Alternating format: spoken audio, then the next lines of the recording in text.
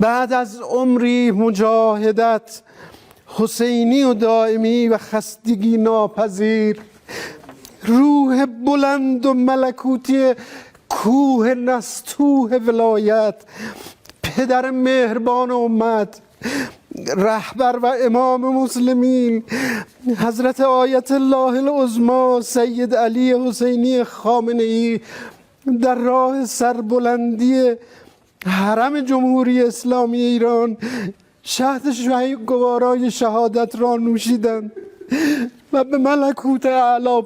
بعد از عمری مجاهدت، حسینی و دائمی و خستگی ناپذیر، روح بلند و ملکوتی کوه نستوه ولایت، پدر مهربان امت، رهبر و امام مسلمین، حضرت آیت الله العظمی سید علی حسینی خامنه‌ای، در راه سربلندی حرم جمهوری اسلامی ایران شهد گوارای شهادت را نوشیدند و به ملکوت اعلی پیوستند.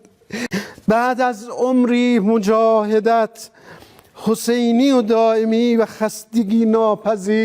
آرزوی مرگ نکنید، دعا برای مرگ خودتون نکنید. اگر شما آدم خوبی هستید طبعا بر احسان خودتون خواهید افزود، کفه حسنات خودتون رو سنگین خواهید کرد.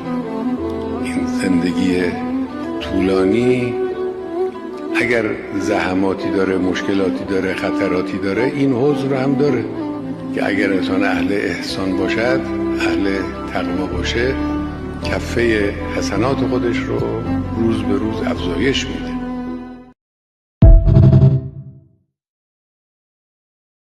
اگر دنیا میخواهی نماز شب بخون، اگر آخرت میخواهی نماز شب بخون.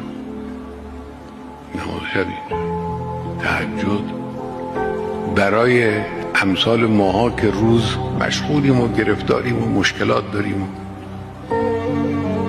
سر و کله با این بزن، کار با اون بکن، تو محیط زندگی سخت دیگه. اگر بخواهیم یک رابطه خوبی بخوایم داشته باشیم در بین این همه گرفتاری ها، چاره ای منحصر است در همین که انسان سحر بلند شه.